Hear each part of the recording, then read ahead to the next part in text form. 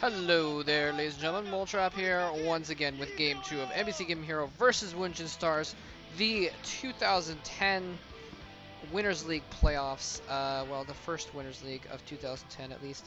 Um, Very excited to be casting this series. I'm hoping we see some Zero action. Oh yeah, Zero, one of my favorite players these days. Um, anyway, so we got Light versus Gongyu, aka Kwanro, who changes his name all the time apparently. For a little bit he was going by 4 High Tech or High Tech, which I still think was something that his coach made him do, because he would always go for the rush builds and they're like, you have to name yourself 4 High Tech because you need to tech more instead of just mutilating everything. Anyway, that's just something random. By the way, I did a little bit more. Well, the MP3 was exporting for Game 1. I was looking at some Lusitania stuff. I'd studied it a little bit before, but I'd forgotten a lot of the details. Man, it was really actually a very interesting incident. All the details that were involved and that kind of thing. And I guess I was wrong. I didn't see anywhere that it was a hospital ship, but it was just just basically a cruise liner, a civilian liner. So it was definitely not a warship by any means. It was on a list where it could have been a warship, but basically the military thought it was too expensive, so they're like, we're not gonna. This is the British military, by the way. Anyway, so game 2, we got Light starting, by the way, in the. Uh-oh, this guy thinks Light's gonna get an all kill. I don't think so. There's no way he can defeat Kwanro and Zero. There's no way anyone can defeat Zero. Zero conquers all except for Flash. Oh, except for Flash. I'm sorry. Anyway, yeah. A lot of people have also been writing me lately to thank me for keeping up with the SC1 stuff. I got to admit, it's just because I haven't have the beta yet. I have a beta key. And thanks very much, by the way, to those of you that did offer me some beta keys, but a lot of people got their friend invites, but Diggity actually gave me his friend invite, so that was cool. So I technically have the beta. I have the beta registered to my battle.net account, but I haven't been able to play it yet because I haven't been able to install Windows yet, and I haven't been able to install the client yet because they only have the client for the Windows, and therefore, I'm probably going to try and get it installed sometime soon, though. I may go over to Matt and Steve SC's house and try and install it there on his computer, perhaps, if I can't get it on mine, or if mine isn't going to run it. Some people were encouraging about my stats. They thought that I would still be able to run it on my computer. I've got dual 2 gigahertz, and it's got a built-in memory card. I'm sorry, graphics card. But supposedly it can use 64 megs of memory from system memory on that built-in card, so hopefully that'll be enough to run StarCraft 2. Someone said that they had similar specs and it ran it okay in the lowest graphics mode, so we'll see. Anyway, but once StarCraft 2 does get started, or once I do get into it, I am going to try, of course, to do some StarCraft 2 commentaries because, well, we've been waiting so many years for StarCraft 2. I am very excited about this game. I think it's going to be very, very fun. I've been watching a ton of it. Even though I haven't played much of it, well, I mean, I haven't played any of it since the beta came out, but I haven't played much of it in general. But I still think I have a pretty solid understanding of the strategies that are developing thus far, just because I spend so much time watching people play it online.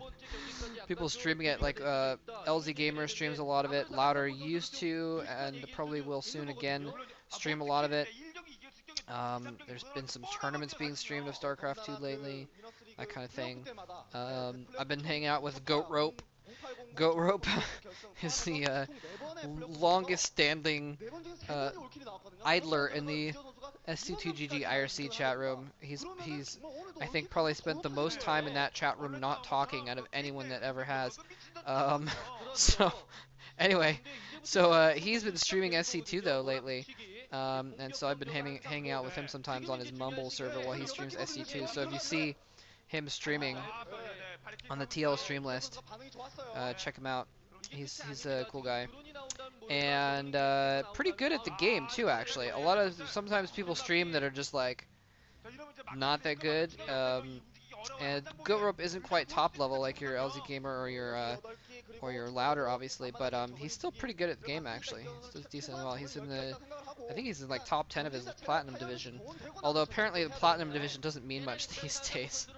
It used to be like, oh my God, he's top of his Platinum division, but now apparently there's a lot more divisions, and it doesn't take a lot of skill apparently to get into decent ranks of the Platinum divisions. Not that I'm talking about Goat Rope. Anyway, some nice harass here. We got this nice wall of Marines going here. Kind of interesting little setup there. And he's got a really good setup there actually against this Ling harass. He's got the depot right next to the CCs. Now he's got the comset station to further block any attempts to run by there. He's got a whole line of Marines just standing behind that wall. So really effective against this Ling harass. Well, I wouldn't even call it a Ling harass actually. But what is going on there? Why does it? Is there? I guess he could probably fit another Sun Coin in that gap. That's kind of interesting though. But yeah, there's nowhere for him to run his Lings past there at all.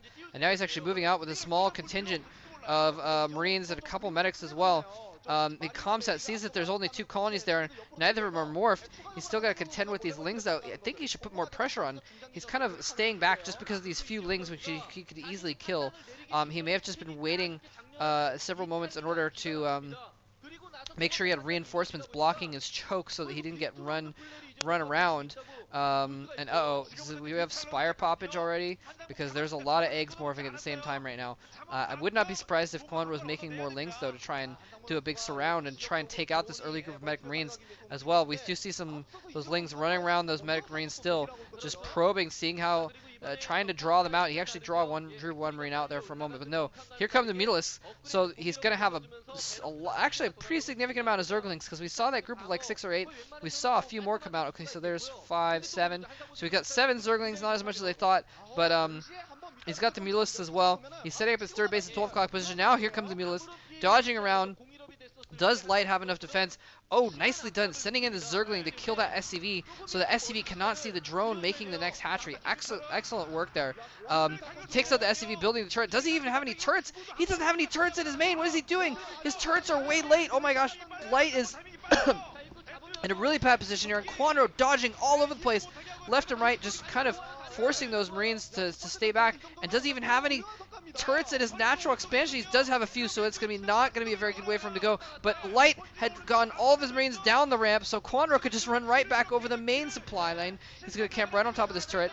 And this is only his first like 9 mutas as well. He hasn't even been able to join up his last couple mutas, I don't think, with that group. So he's doing extremely well, doing a lot of harassment with just those Mutalisks, taking out a few SCVs, several Marines as well. And a lot more Mutalisks actually coming in here. He's got a ton of mutas now on the map.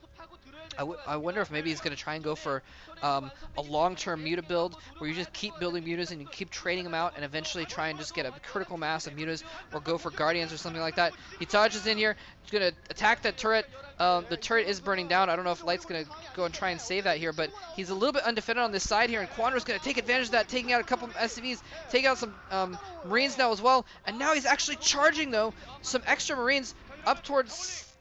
never mind, I thought he was going to go up towards that 12 o'clock position.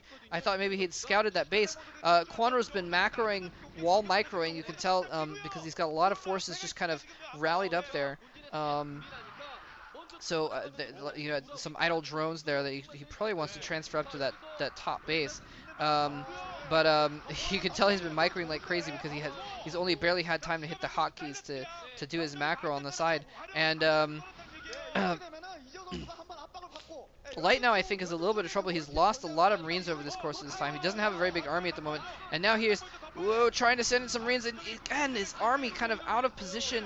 And also not together. Several of his Marines just not with the rest of them. So only 3 or 4 Marines fighting at a time. Basically, this whole game has been the story of Light only fighting with a few Marines at a given time, because Kwanro has been doing such a good job of dodging around, using the ridges, using the buildings, using whatever he can to keep those forces separated and only engage small groups at a time. And that's really a sign of good micro on his part, on Kwanro's part. He hasn't taken out a ton of SCVs though, and sometimes Terrans can just get an economy going and then just bust out just huge style. And just with a ton of Marines and just basically